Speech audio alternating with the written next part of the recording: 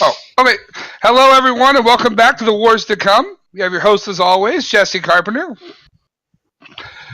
We have a smaller cast with us this weekend, but a fun cast. We have Alejandro, as always. How's it going, Alejandro? Feeling like shit still. Way to be, baby. All right. We have CT laying down. How's it going, CT? I'm doing good. I am not sick. I feel great. I just wanted to lay down. You're just a piece of shit. Correct. And then we do have the winning king from Jesse's Name Day 2, Mr. Jordan Davis, all the way from DC. How's it going, Jordan? I'm doing well. Honored to be on the cast.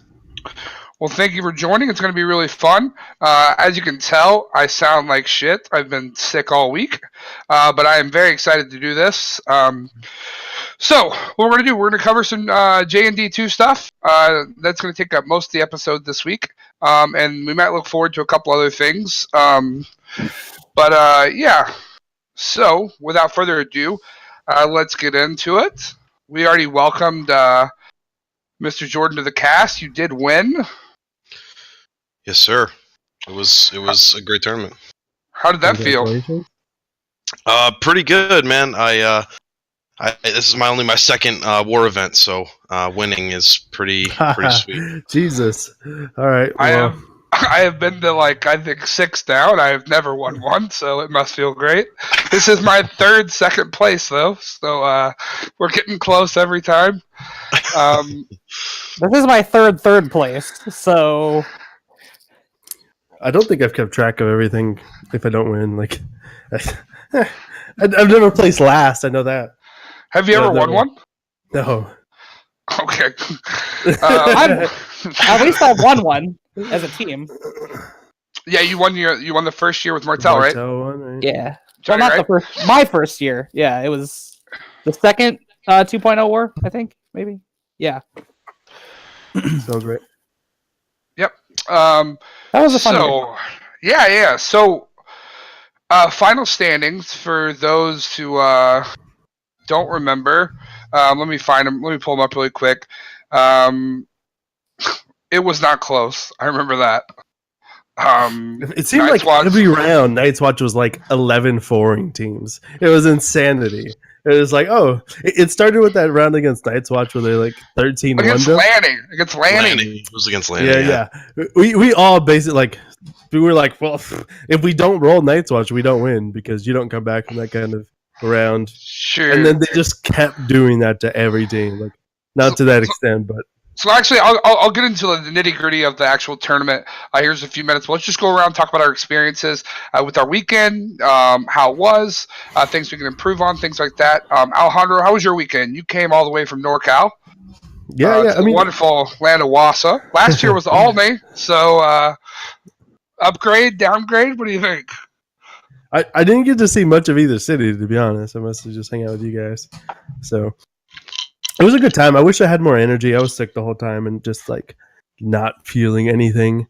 Some of the Team Martel and our NorCal guys spent a lot of time at the Glory Hall. That damn little fucking game. Let's explain what the bonus hole is before we just drop Glory Hole on people. Yeah. My bad. Well, it was held in the bar, and then you said Glory Hole. So this is a bonus hole machine where you drop quarters and you try to get it to push quarters to you. It's just a cheap. Everybody's seen this machine. Oh, it's real dumb. You drop the quarters in, they never push anything forward, and we spent a lot of time at this damn machine. And the mentality was simple. If you drop 10 quarters in and you get 1 quarter back, we broke even, boys. We broke even. Anytime you got money out of the machine, you were up that much money. If you put all your money in, you broke even. You're fine. Wausau math is bullshit. Yep. Hey, it gets us places. You don't even actually get 9 inches of snow, do you? It's 2 inches of snow. 9 inches! Oh my god, we're all gonna die. Oh, that's great. So yeah, it was fun.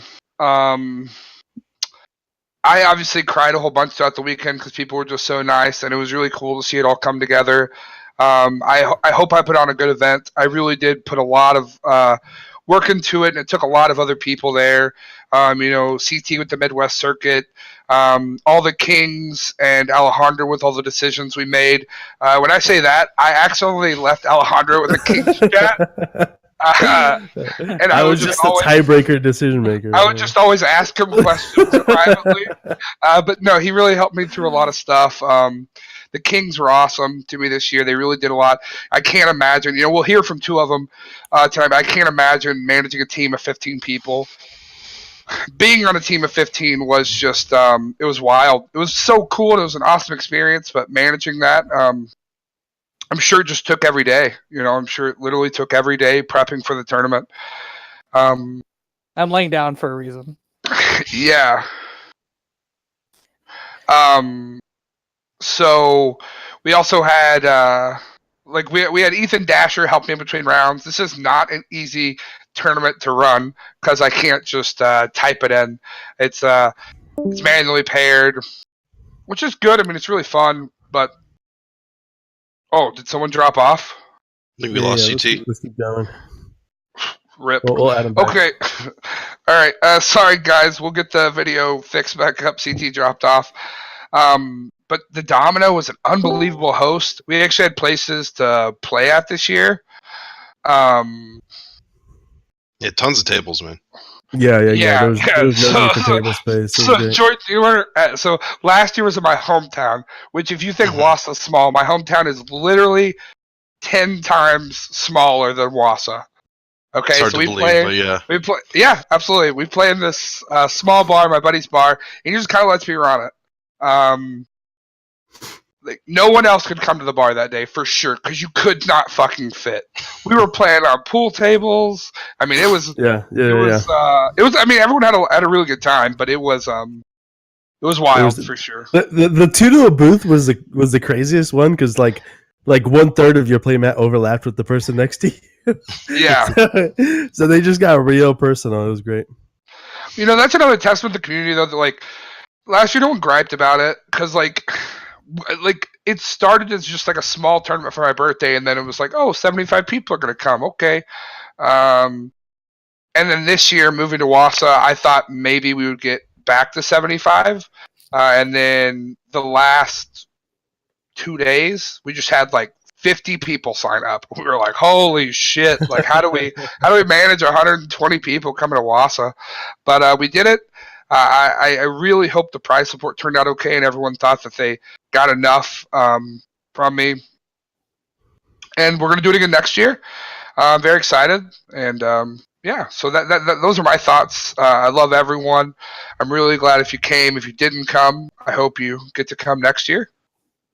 And CT, do you have any thoughts about it? My internet's stupid. I missed that whole thing.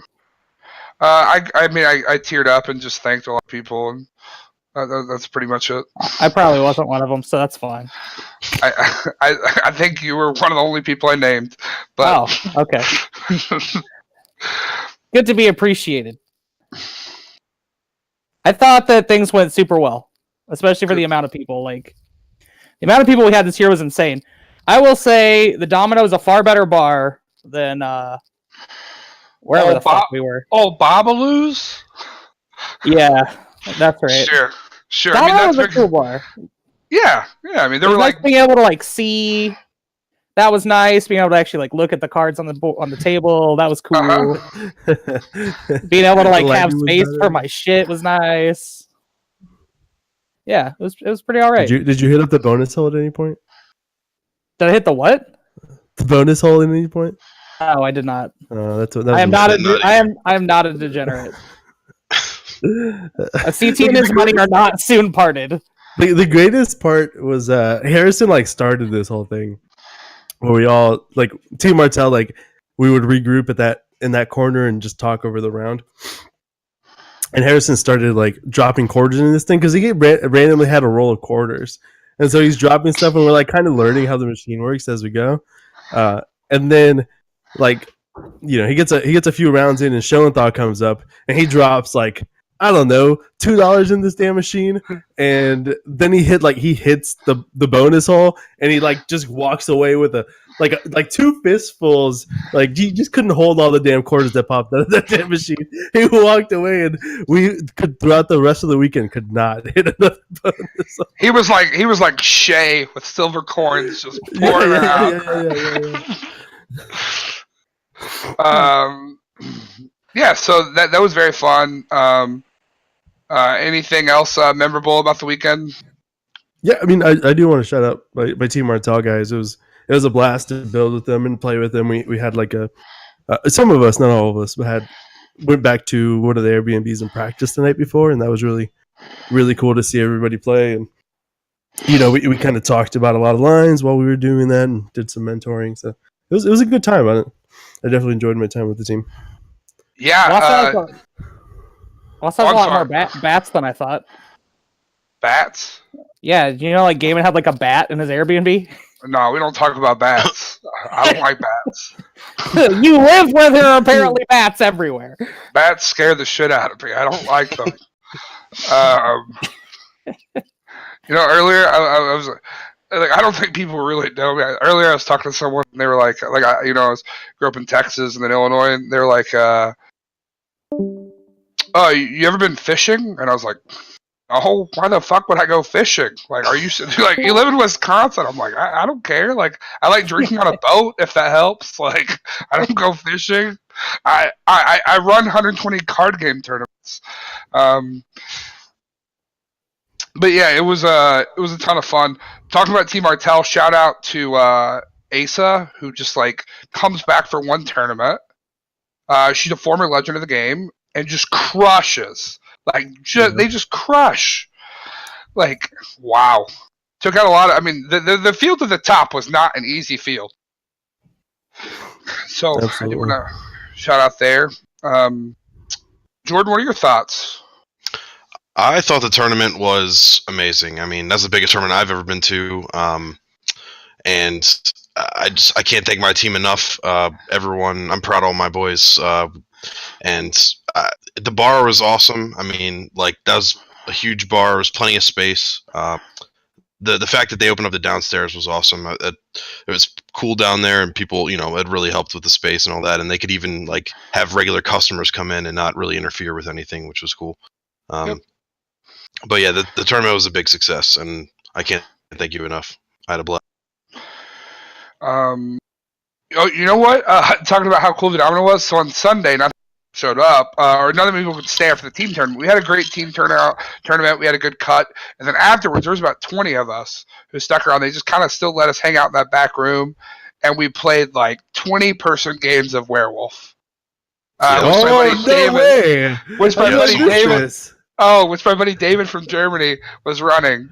So you just have like this guy with like thick German accent, like running this werewolf game. No and, like, way, that sounds awesome. Oh, it is amazing. We probably played 7 or 8 rounds. At one point, Mike Lamzik like convinces everyone before first round, no matter what, to kill James. And like, yeah, that was hilarious. And then randomly that round, James, like, so we all kill him, and then the witch poisons him too. Like, he can't live, and like that ends up being the round where James is evil. Like, James doesn't. But it was really, really cool. Just a ton of fun. I had never really played, and like some of the local guys, like Dasher, who only a couple people had met, who he's starting to grind thrones.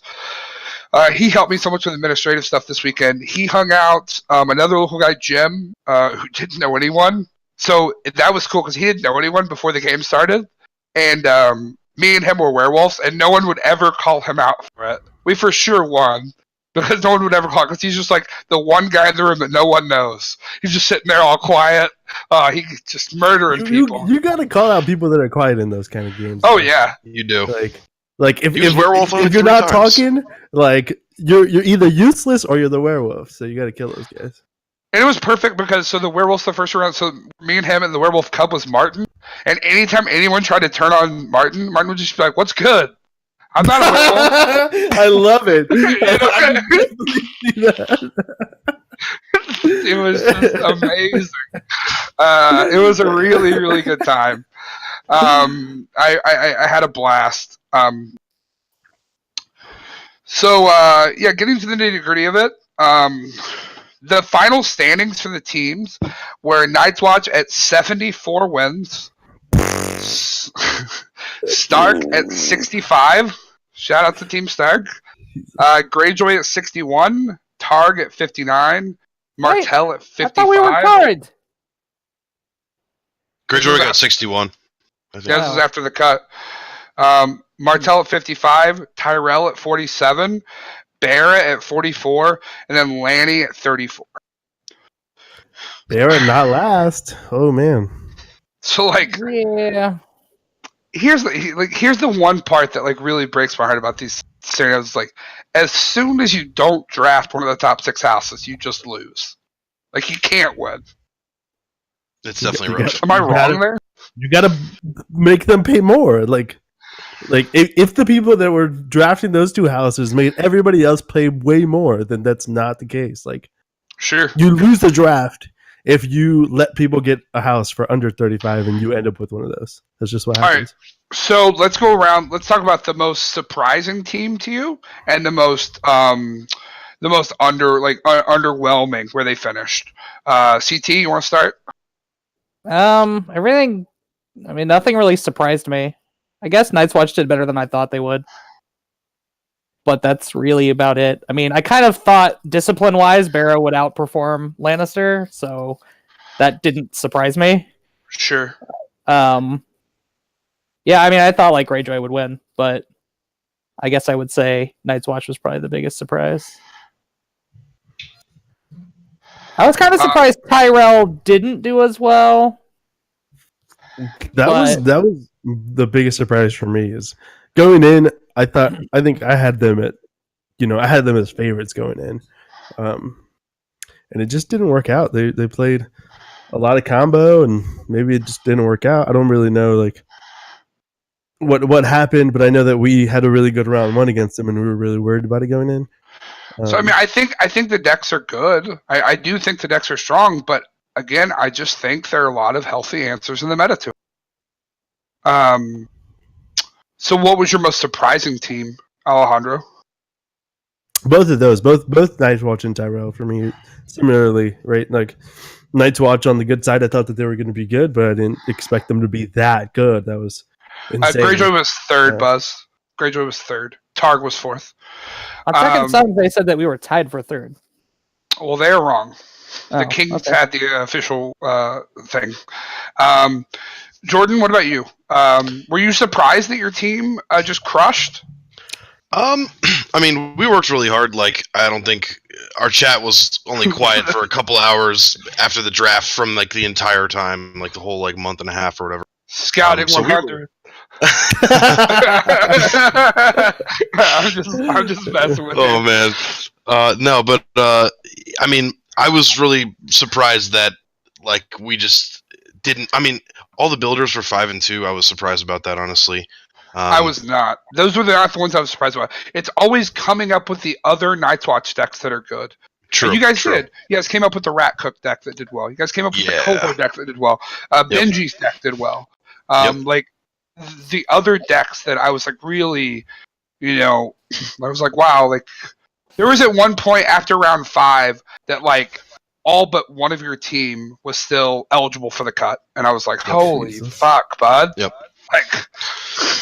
Yeah, everyone performed really well. I was definitely surprised we did as well as we did. I mean, I thought we would do well, and I thought Night's Watch at $24 was a little low. I think the last Thrones War, they underperformed a little bit. I just think they're really good in this format. So, I mean, they just got 2 insane cards. Agreed. Age Craftsman is absurd. What about surprising and underperforming team, you think? I thought Lanny would do better than they did, honestly. I thought Tyrell would do better than they did, and I thought Martell would do better than they did, honestly. Sure. Okay. Yeah, I mean, we also all probably had Greyjoy as number 1, and they finished 3, which is surprising. I expected Greyjoy and Night's Watch to be 1 and 2. My biggest surprise, I I don't think anyone ever mentioned Stark in the top 3. And I think we did really well. We split with Night's Watch, and that's the only round we didn't lose a round. Yep. 7-7. Yep. It was very close. We just didn't pick up as many wins as they did against some of the other houses. Oh, wow. Yeah, but I mean, we didn't lose a round. Yep. Turns out Alisane Mormont is a busted card. Like, I don't know what to tell you. And last minute, we reverted to Winterfell in every deck. Like, even Crossing, we're like, fuck it. Like, we can't afford it, but it just stops things. It just wins games. So, and honestly, I will attest that Evan and Ryan were great kings, but Evan putting his foot down and making not only me change, but making 3 of us change to Fat Cat, and us all going 5-2 or 6-1 with the deck was the right call. Nice. He made the right call. Not that I don't think I could have done that with Stark Stack Cohort, but I would have had to try a lot harder. It would have been a lot harder for me. But yeah, that was the most surprising to me. And then the most underwhelming to me, I think, was it was Barra, and it's not. It is because I'm biased towards them. I just love them, but I thought they actually brought this was the first time in a long time that I actually thought Barra brought all the right decks, and I thought that Barra would just have better matchups against the meta, and they didn't. I was wrong. It's unfortunate because I really do like Barra, but they brought. Hot take: Barra's in top 3 for Thronestoberfest. You think so? Because of the box, maybe. I think this box is real good. I mean, if you're already just saying yes, Jesse's going to be a king, yes, Jesse's going to draft Bear, then yeah, dude, you're right for sure. But no, but they brought the H-Ready Dragonstone Castle that I liked. They brought the Bear of Faith. They brought Bear of Wars. I don't know the Crossing deck. I don't know if it was good or not. I don't think it was. Okay. Yeah, I have no idea. I would have for sure. But yeah, so those were kind of the standings. And now looking back at performance-wise, who do we think were some of the best steals of the draft? Asa. Asa was a steal, for sure. 100%. Yep. Derek Shoemaker was a massive steal. Oh, yeah. He is still insane. Matt Gaiman was a steal. Yep. But we'll get to that. That balanced out, though, due to underperformance in other areas. We had Jeff Berg, who we put on Stark Sea of Blood. We took for $3, and he went 6-1. Oh, wow. Yeah, that's huge. Yeah. We had Chris Heinrich, who we took for $3, who went 5-2.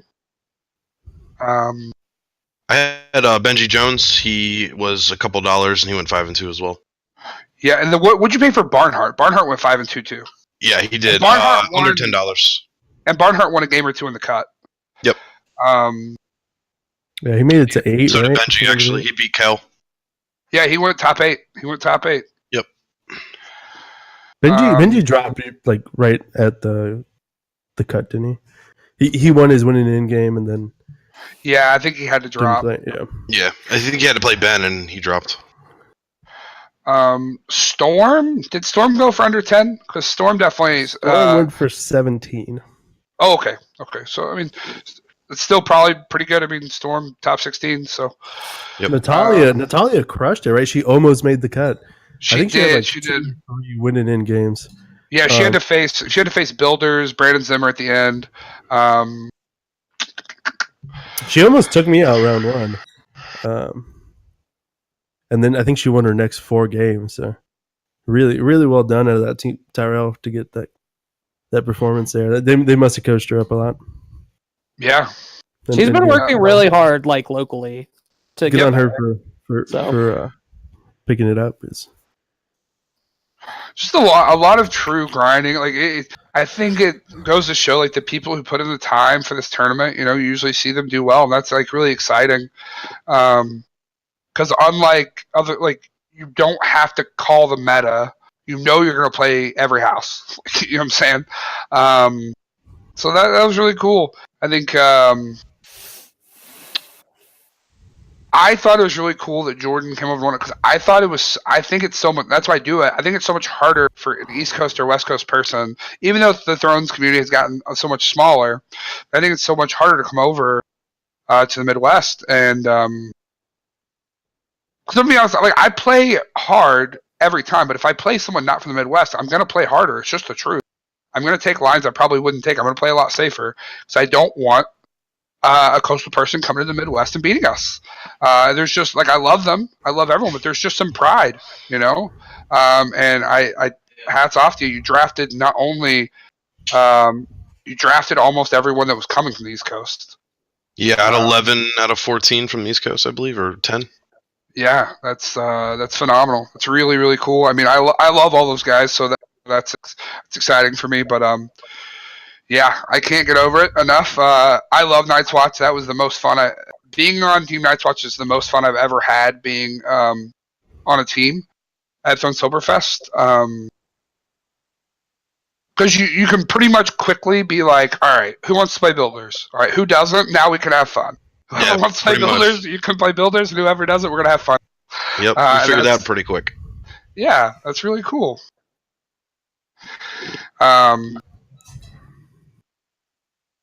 So, now that we've done this, like, moving forward, I know we talked about this a little bit. After a war season is closed, it's been 3 months for a lot of us, 2 months for some others who have just not played anything else. Like, we love these war formats, but they take out like a quarter of the year, right? Like, they just take out that huge quarter. So what are we looking forward to playing? What are we looking forward to? I mean, these packs are spicy, like really spicy. I know we don't know what it does yet, but like Knights of the Hollow Hill is coming out this pack. It hasn't been completely spoiled, right? Right. We just know. And what was it in first edition? No setup, +2 gold, +2 influence, +2 initiative. So what do we think? Because influence isn't a thing. So what do we think it's going to be in 2.0? It would just instead of just reserve. It would just have to be reserve, right? Yeah, I mean, there's no other staple thing within the framework of the game. Plus 2 gold only usable on Shadows cards. Man, that'd be cool. But I doubt it. And how much gold do we think it's going to be? I mean, if you account for inflation, it'd be $1 more, right? That's usually how Thrones 1.0 to 2.0 conversion works. Interesting. That Maybe seems like dog shit. Like, am I wrong? I am way more excited for other things than I am Knights of the Hollow. I don't give a fuck about Knights of the Hollow Hill coming out, like, at all. It does seem bad, but you got to keep in mind that, like, I personally haven't deck built at all for this, so like I haven't explored any of the possibilities within a deck that doesn't give you a setup, but gives you additional money going in. So oh no, I don't even think it's about bad, I don't think it's about the money. It's like if you're not setting up any cards, you're just like behind 3 to 5 cards. Yeah, it's right. huge. I mean, that wasn't different in 1.0 though, and that was the agenda was really good in 1.0. It was really good. Yeah, but there was 2 kinds of economy in 1.0. In 2.0, you only can use gold to pay for things. Yeah. I mean, and there's way less economy cards in the game. So the thing is, like, if Knights of Hollow Hill ends up being good, it's going to be like one deck. There's going to be one build. It's not going to be super flexible. It's going to just be like really oppressive attrition.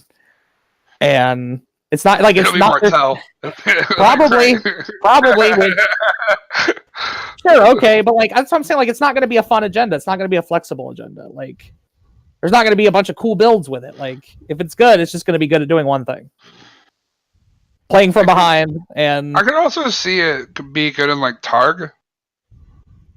Maybe, but they don't have influence anymore to pay for shit with.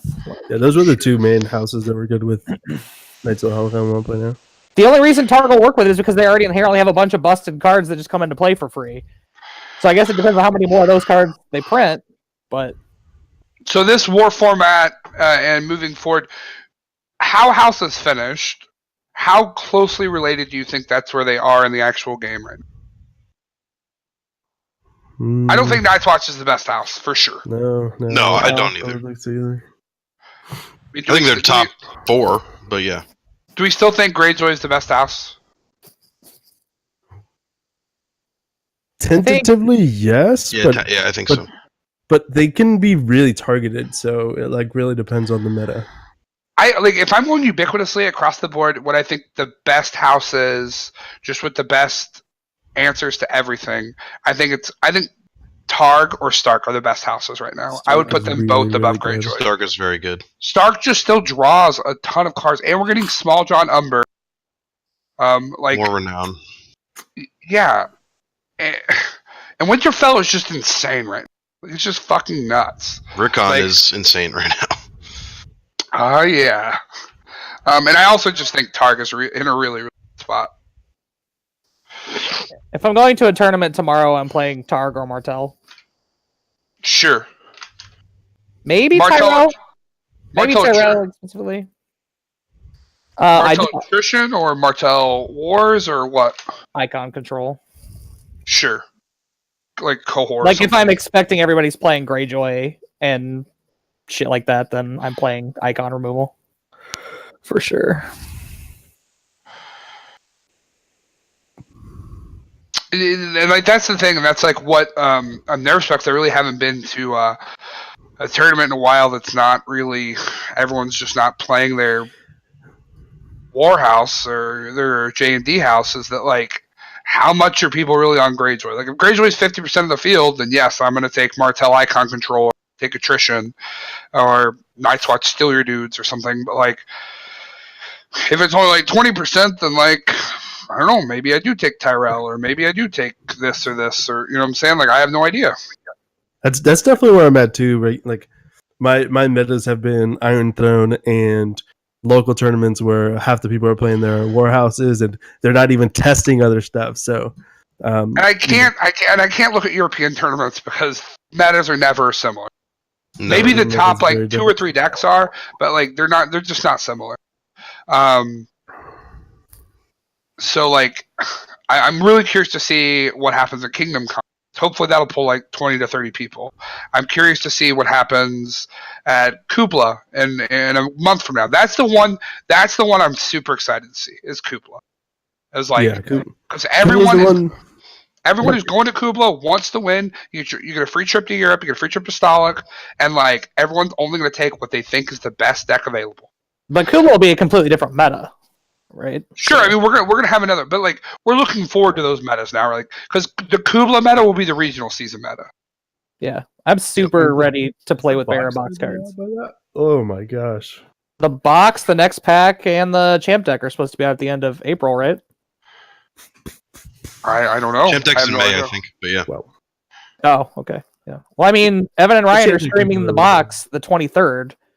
That's so true. Probably a week more tops from there for release, and then we know the pack is the 25th, I think. Yeah. So Trial by Combat is in 2 weeks. So we have Kingdom Con, we have Trial by Combat in New Jersey, and I'm going to that. Same. I'm playing Big Wall. Like I don't know what else to play. I just think it's the best deck. And I don't think it's the best deck available. I think it's the best. I'm playing that or Drown God. Like, if I want to win, I'm playing that or Drown God because I think it's the best in my hands. But I don't think it's. If I wanted to win, I would just take Greyjoy Seal Blood and just fucking Greyjoy Crossing and just crush. Like, I don't know. But I could be completely wrong. I have no idea. This is like maybe the most I felt my hands off the pulse in a long time because we didn't get cards for 4 months. I was like in Thrones War meta, and then I was in J&D meta, and like now I've just like been building either bad decks for other houses that I just think are or good Stark decks. And I'm so burnt out on Stark that I'm not going to play a good Stark deck even if it's good. So I'm going to play something else. And we'll see what's good. Yeah, if you look at my Thrones DB, like there's like 30 Night's Watch decks on the top, so I'm kind of done with that for at least the time being. What if I told you had to do 2 more months of that? How in would you be? I'll just play Night's Watch cohort for 2 more months. Suck it up. There you go. I would say I would say that I would play some cool fun suck deck, but I would cower it out and just play Fat Cat again. So, and I cannot take 2 more months of that. I cannot handle the pressure.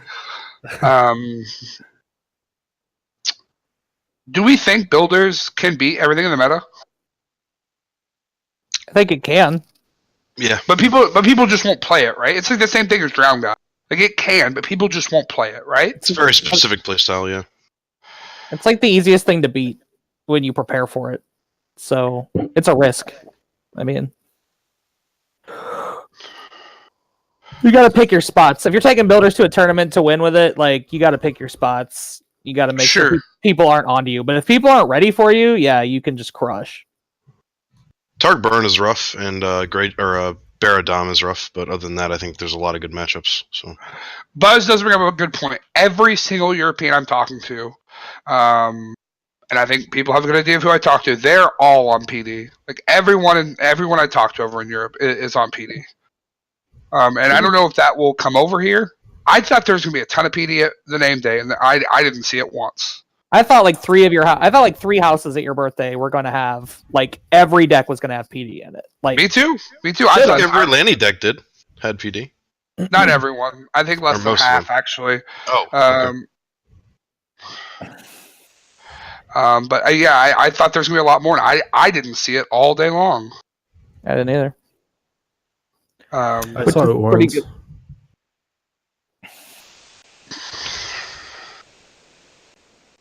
So, I mean, and like that's what people are saying. I don't know that PD affects builders anymore. I mean, it does. It slows them down, right? They just dupe everything, right? Like, can't do everything. Yeah, I mean, but if they get 2 dupes, they get 4 locations, and that feels pretty bad. Like, yeah, you don't feel like you do enough there if they have dupes.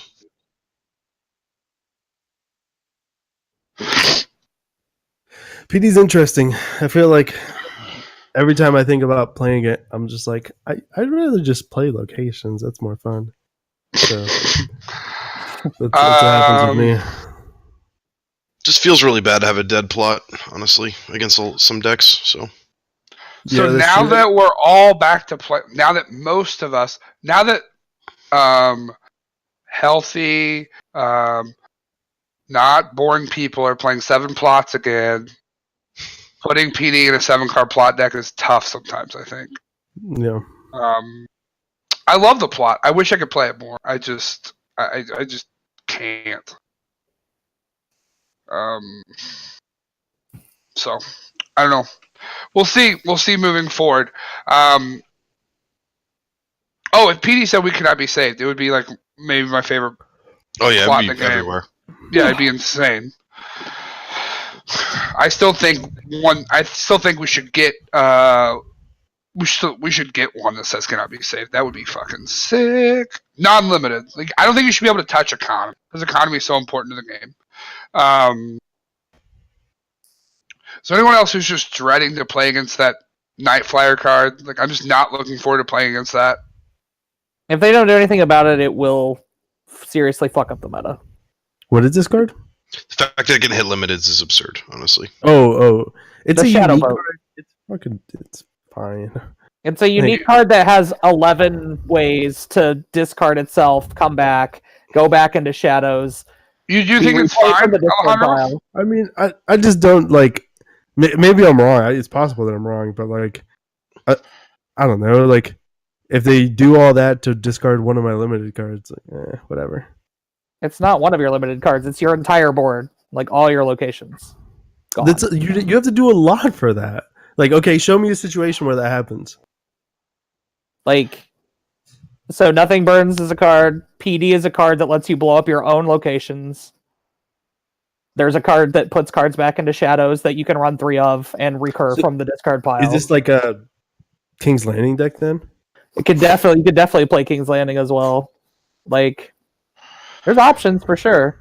So It's CT pretty reliable. thinks it's overly oppressive. Alejandro, you think it's one of the fear cards, right? You think it's like one of the cards we see printed, and we're like, oh my god, this is just gonna destroy everything, and you think it's just gonna be good and nothing more. Yeah, I don't know. I'm not like super scared. You should be running a lot of economy cards right now, and if you're not, your deck is gonna lose.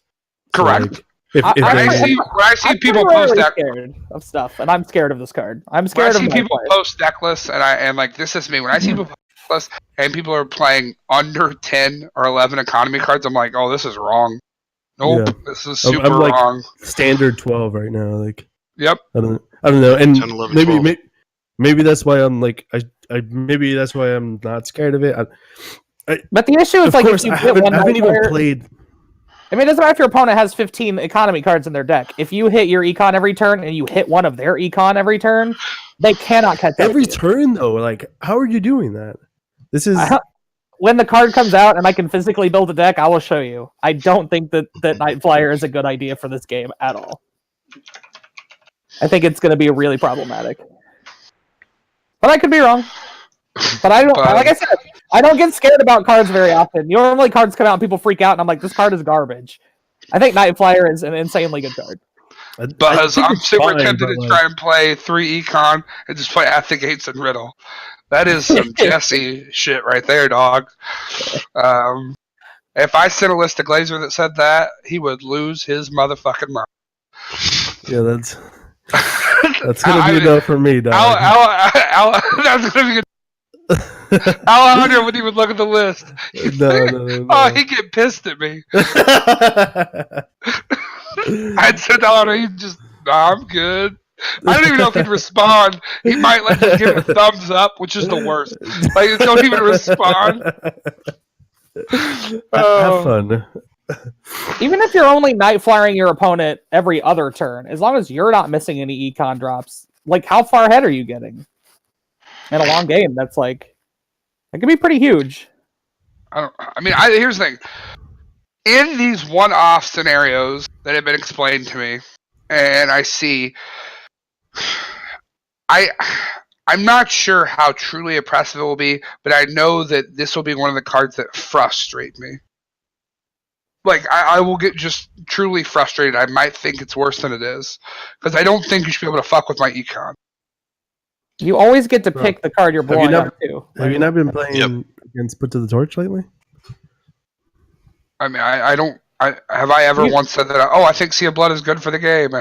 Yeah, Sea of Blood's not good for the game, and you have to earn Put to the Torch. You don't just bring a card out of Shadows and pay dollars equal to what you're destroying. So there's enough cards in Shadows now, like... You pay more, though. You pay more. I mean, it's equal by the time you play it, but you put 2 gold.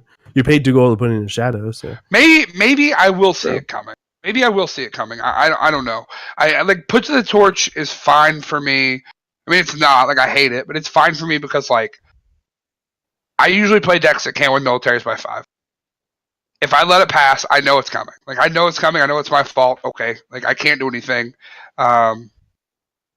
This one, like, it being able to trigger something, like, I don't know. I have no idea. I don't know my true opinions on it yet. I just want to get other people's opinions. It's not a card that I would play. I don't play it like 1x. Like, maybe I'm wrong about that. Like, I think that I'd want... I don't know. Is it loyal or is it non-loyal? It's non-loyal. Non-loyal. Oh, okay. I would play this Atlantic Kraken for sure. Yeah, it's gonna feel real good when you win initiative on that double at the gates start, and then they give you $1, and then you just blow up their fucking gates so they don't get $2. Like, that's gonna feel real good. You paid $3 for that though, or you paid $3 to. You paid $3, but they gave you $1, and then you take their $2 of their dollars away. Yeah, I mean that's fair, but that's like, and their plot was a 4 gold plot that didn't do anything. That's like the biggest tempo hit. But I mean, we already have the situation if Raycon's in play. But okay, so like that's the biggest tempo hit you can have with that card. Otherwise, like, it's negative tempo. Like, that is a positive tempo card, but outside said of that, this like card was good. We didn't say it was Rickon good, dog. Rickon, everyone should be scared of Rickon. And the only way to abuse Night Fort is what, like King's Landing and Clever Feint? I mean, it doesn't. The King's Landing doesn't even do it right because as it comes out of shadows. So oh yeah, you so have to Clever Feint and Clever I don't know Feint what it, else. or draw another copy. That's fair. I mean, you might be right. We'll find out. But I'm definitely going to try and break it because I think it's stupid. We'll see how it goes. Maybe I'm wrong, but it just seems really fucking obnoxious. Like being able to mess with your opponent's limited economy in multiple instances is just not right. Like it's going to fuck something up eventually, especially if you do it like we just talked about. Put to the torch. Like if you can Night Flyer and put to the torch turn one, like Jesus Christ. I got Weird Not Sewed and put to the torch turn one. Rip. and then Doesn't feel good, does it? But it was fine until Dorn got pillaged off the top. Like, okay, GG. And like that's the other thing that feels so bad about that card is like most of the 4-cost locations in the game at this point have been pretty safe outside of put to the torch. Like now there's just a card your opponent can just pay what you paid for the card and it's gone. And like that's just such a huge hit for some decks. You pay more. You pay more, but like you losing Dorn or whatever your big fucking like losing Silence is like huge for those decks. Like yeah, it is. Those are big hits. Like it's worth the $2 extra. It's pretty good versus builders too. Yeah, blow up the wall. Like how shitty is it going to feel to play 6-cost wall? What are you going to do, Jesse, when somebody blows up your 6-cost wall? Oh, dude, don't be fucking saying mean things to me. Attacking me personally for no reason. Like Night Flyer's gonna make everyone feel like shit all the time. Even if it doesn't end up being like as oppressive as I think it might be, like it's still just gonna like people are gonna take that fucking card. I'm sure here's the thing. Every time I deck, they print something that just fucking ruins that deck. So I'm sure it'll even if they errata, it'll probably be like, oh, it only works against 6-cost wall. When you're sitting across from Jesse, or a 4-cost Heron Hall anytime, it'll probably say things like that. So, Crown of Gold for locations. That's a comparison I like. Let's see Dick said in the chat. Good stuff. Gross. Pretty and gross. whoever is playing against me sees it turn game. It's exciting. Or they exchange, and it's the only fucking attachment, and they see it. Crown of Gold is sweet. It's a fair card because you can only play one of them. It is a fair card. I don't say many target cards are fair. That's a fair card. Crown of Gold. I have a sweet Crown of Gold story. So I played Jordan round 1, and he had Craster, and he's like pass marshaling, but like he puts a practice blade on Craster, and I had the crown in my hand, and I'm like, fuck, like the only guy in his deck I can crown, and he just put a practice blade on him, so like I can't even get the kill.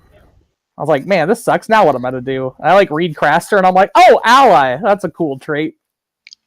Here comes Dario. Yeah. Got him. And then second Craster with his own action on your side. Seems good, man. Feels good. That was one of my favorite plays all day, for sure. That was pretty great. That's awesome. That was a game. I think one of my favorite plays was against Targ, where I had Catelyn. She was a 13 strength with Winterfell. He crowned my cat. He crowned my cat, put her at 9. He did a military with Drogon. He had killed my mirror. I could not blank. He did a military with Drogon. He said -4. I said okay. He decided to stay on Drogon. He said military with Drogon, -4. I said okay. I said okay. Catelyn's dead. I was like, Winterfell. I have one script. No, I did. He didn't kill my mirror. He was on King Plot. I couldn't do anything. He was on King Plot. That's why you just Winterfell Drogon. Yeah, no, he just. I was on King Plot, and then he was like, "Holy shit, are you serious?" I'm dead serious. You asked her strength, and I told you. I didn't lie. That makes more sense. I was like, why is he just Drogoning you over and over again? And you're just like, well, Well, because he king plotted me, and I could not. That makes more sense. Okay. And then he had a dragon because I was slave and kill her because he crowned her. He had she had an attachment. Rip. He could have killed her. That's why Crown of Gold is the most balanced card in the game, because you can't dragon is no slave somebody that you've crowned. Or Plaza. It's not fair. Yeah, it's not fair. Oh. I have a cool story. Yeah. It starts earlier than this. I start my game against Matt, and I'm marshaling, and I'm doing all these things. I'm thinking, I'm like, okay, I'm gonna hit the venomous blade. I'm gonna kill this guy. I'm gonna trigger Ariane. I'm gonna, then the Viserius won't get rid of the venomous blade, and then when I go to marshal the venomous blade, I'm like, where'd it go? Why isn't it in my hand? What happened? And then Ariane got crowned. Never misplace your V blade. It feels bad. It feels bad. So she got crowned like a turn or two later, but that's essentially what happened. Yeah, that's a good point. If Cat was crowned, you could have. King Plot wasn't stopping you from doing anything. Got him. What do you mean? oh my god! Your cat had crown on her. You can't block him. I don't feel bad at all for Becker then, because I didn't notice at all. Wow, I didn't trigger Mira. I didn't trigger River Run.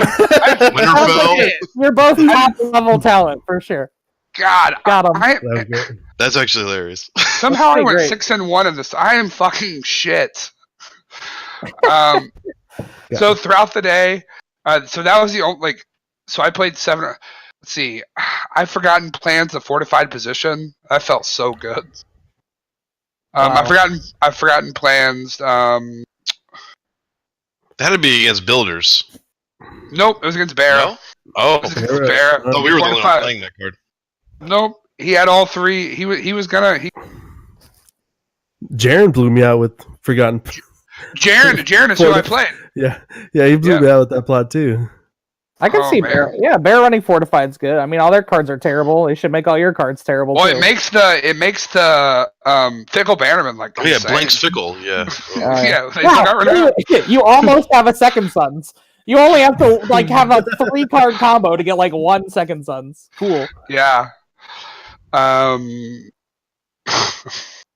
Good stuff. Go Barra.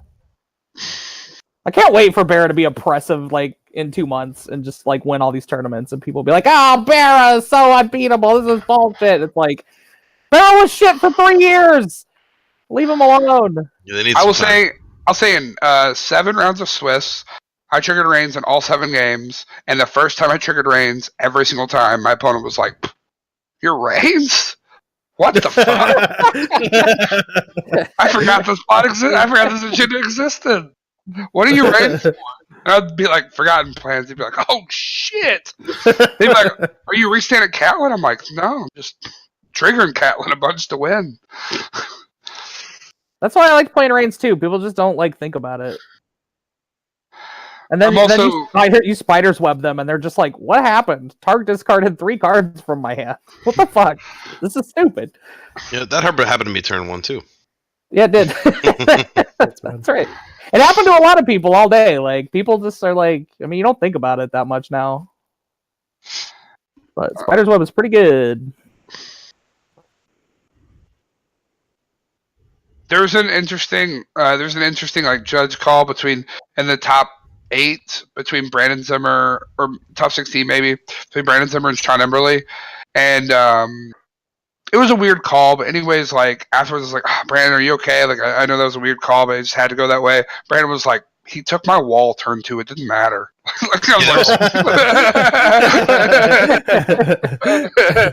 I'm like, "Oh, okay." We take Westeros. We take Westeros as not a fair card. That's how I felt when my Dorn got taken turn 2. What's up? That's just how I felt too. And yeah, that card's fucking as fuck. That card is stupid. Yep. Oh, yeah. Fucking. Oh, cool. You lost a I was like Jess fucking peeled my Marine from my hand and won an 8 cards at a tournament like last month, and just like turn 2, she's just like, "Oh, your Marine is my Marine." I was just like, "I'm picking up my fucking cards. Goodbye." That's it. Fucking My stats are nightmare. just so good too. God. My cut game, I had like a big power lead. I was like ahead, but he was starting to whittle down my board. He just like had all the burn. He had all the pieces. He had Astapor, and then like on his Valor turn, we had no claim. I thought I could come back so I could get claim. He just had one Dario, and I had Rob and Wyman. I had to call him on the burn. I had to start getting power. I was just going to lose. He was going to burn me to the ground the next turn anyway. So he had every piece to burn Wyman to the ground. I was like, all right, I'll just close call Wyman next turn. It'll be fine. Because he wasn't going to march because it was just me and Dario. So it was Rob and Dario, and then I do a military with Rob. I had Winterfell. If a motherfucker, if a target player Marines, what do they see every goddamn time? Kothoma Sunday. Kothoma Sunday just blew me out. I couldn't handle it. Yep. I mean, I wasn't upset. I was like, oh, you got to see it, I guess. I don't know. You run 3 and 3 of them.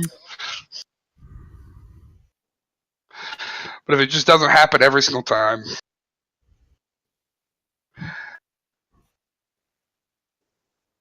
So, so yeah, any other cool stories from the weekend? Karaoke was super fun. Let's see. I took Shonthal and them to throw axes on Wednesday. That was a lot of fun. Thursday we did wings and poker, gambled like degenerates. Did everyone get a chance to roll dice? I know Jordan did. So much fun. A lot. I didn't. CT has a lot. We did it at New before. Year's. We did it on New Year's so much. Like You weren't really drinking, Alejandro, so you didn't, right? No, I didn't. Oh, for real? But yeah, like the calm down on Sunday with all the werewolf. Yeah, people got shitty. Like people got real drunk because we were just like the people you weren't expecting to drink a lot were just getting real drunk, and we stayed out till bar closed. We played a 10-man game of Skulls. CT. Oh, oh, It was obnoxious. Who do you think the first one out was? always you, dog. It was probably Always you. me. It's always- Did Brad win? Did Brad win? Brad wasn't playing. He would have, though, bro. What, motherfucker? Brad wasn't there. And these people hadn't played before. They're like, "What? You're already out?" I'm like, "I do two things in this game: I win or I get out first. You win. I usually or you do the latter." You either win or It's you discard all of your skulls to reserve on the first turn. It's always the worst part because, like, early on, people are like 2. It gets me. I'm like 7. And you got a skull like it's right anyway. Oh, for sure. I just killed myself at like 7. Yeah. Are you sure? I'm like Everybody 7. passes. Was everyone in this game? No, but like, had none of these people ever played skulls with you before? It's I had so not. it's so easy to beat you as long as Oh, as long as you let him played the kill game himself. once before. It's why I'm You so just bad. pass. It's why I'm so bad at werewolf too. Like I'm so bad at hidden deception games. I'm an awful liar, just terrible liar, and I want to win. So I'm always actively trying to win. So I'm just super greedy in every game. I just want to win. I can't handle the pressure. There was at one point when we didn't understand the Illuminati rule in Werewolf. And do you know what the Illuminati rules are?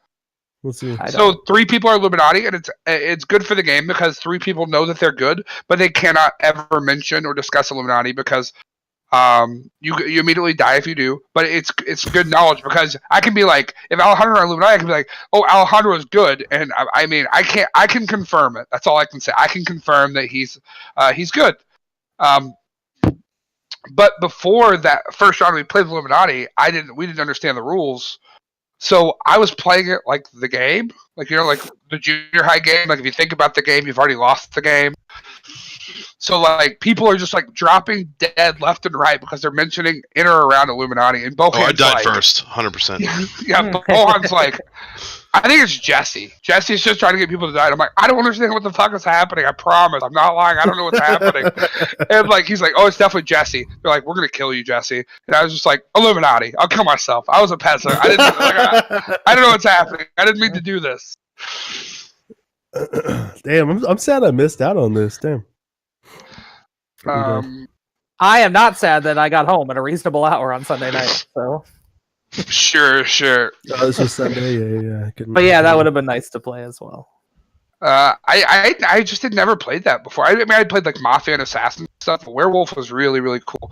So I definitely will be bringing it to other Thrones tournaments to play. It was just a lot of fun. And dude, I don't know what people had against Chris Vack, but we played like 7 rounds. He died round 1 like 5 times. Like he was always good too. Every time he was good, and we just kept killing him. Maybe he was so wholesome, you just couldn't stand for him to live. You gotta get the fuck out of here, Vac. You would have thought it would have been Platt, but kept that idiot around for some reason. Yeah, weird. But yeah, any closing thoughts on Jesse's Name Day 2? Do you think you're going to come back next year? Anything we can improve upon? Anything you'd like to see improved upon? I would like to see a completely different format. Sure. But actually how the tournament was ran, do you plan on coming next year? Things of that nature? I mean, do I have a choice in the matter, really? No, I'm definitely coming. You don't. Sorry. You can admit it on cast or later, but no, you don't. Oh no, I have to go. I do think I have to go hang out with my best friend for his birthday. How terrible! I was super happy with like how the tournament ran though. Like the weekend itself went super well. I was super nervous, and I know sometimes in between rounds it kept things a little bit long. Like I really did try to run it as smoothly as possible, and like literally most thanks to you. Like I had seen you just run tournaments. Like I just picked up on a lot of things you had done. You and Roy, both, and I tried to keep it as good as possible. All besides Bratz just sending me random Lanny players, being like, "This is a king for a turn." Yeah. The one round that Kid walks up and like Lanny is not within 15 wins of anyone. Kid's like, "Oh, that's bad. We suck."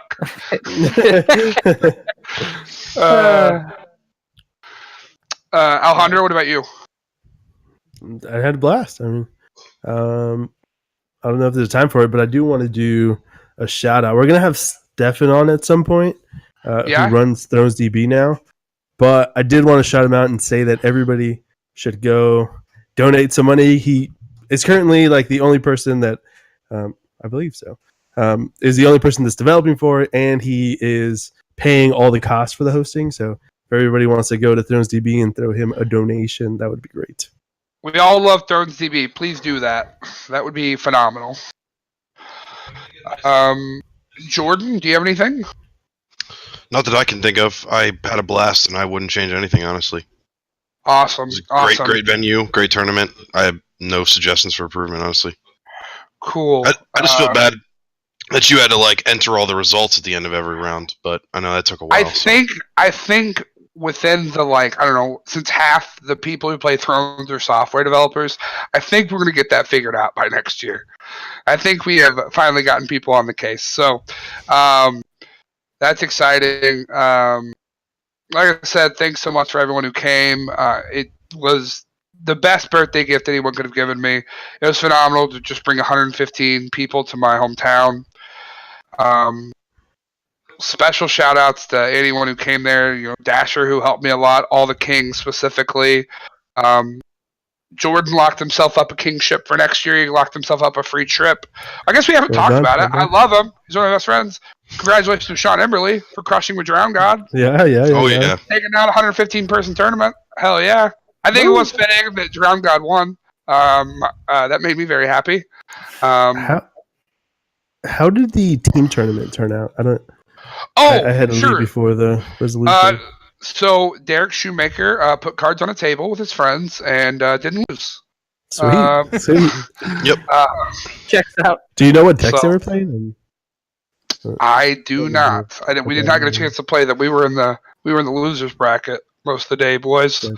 I was playing that great going 1 and 2 with that great big wall deck I'm talking about. Just crushing. When you're going to play at the road to You know, Big Wall is not good against Shadows decks. You have nothing in play. Pretty bad. So Jake's like playing my Tyrell Lion deck, and I just like walk by at one point, and your board, like both of your boards, is just my Shadow Queen of Thorns. I'm just like, what is happening in this game? It's like the shittiest character you could have. So you have to have RNG in those games. So a game round 1 against Jake, he sets up Queen of Thorns. He needs her to trigger, so I Craven her. He Iron Banks her, and then I Queen's Crown her off the top. And I'm like, yeah, that good old RNG, boys. Fucking New Wall. New Wall is exactly up your alley, you degenerate gambling fucker. Oh, I love it so much. Nothing will ever beat when I'm playing the first game I played with it, round 1 against Tark at CT. But I set up Queen's Crown, Wall, Gates of the Moon. Turn 1, Queen's Crown. Drogon, Mirror's Market. Okay, I'm in. This is the deck for me. It was the first time I'd ever put Drogon into play. I never played with him. It's all my fault for making you build New Wall at 4 a.m. Yep, because I was going to play Greyjoy Watch Drown God. Benjamin and Baywatch. Nighttime Marauders, man. But yeah, so I think that's going to close it up pretty quickly for us. If you have not submitted for Jess's Death Pick'em thing for the show, do it before Sunday.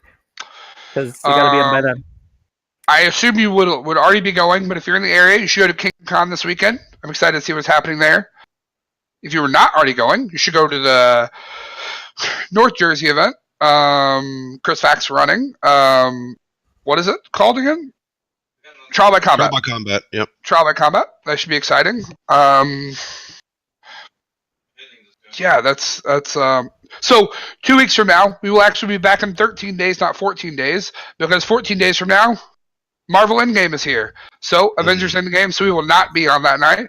I will be at the movies. CT will be at the movies. I don't know about you guys, but we'll be back on that Saturday. We'll be back on that Wednesday. I'm a degenerate. I have to see it the day it comes out, or I just have to avoid all internet for 3 days, and then I kill myself. So, then how would I talk to all you lovely people? For sure. So yeah, so I will be doing that, but we will be back on that Wednesday. I believe by that Wednesday we should have full spoilers for that pack, right? Probably. We should have full spoilers for that pack. If not, we will be moving forward with some interesting meta discussions. So next week, if you want to be a better player, just listen to us be idiots. Come join us again on the Wars to Come. We love you all. You can cut it, Buzz.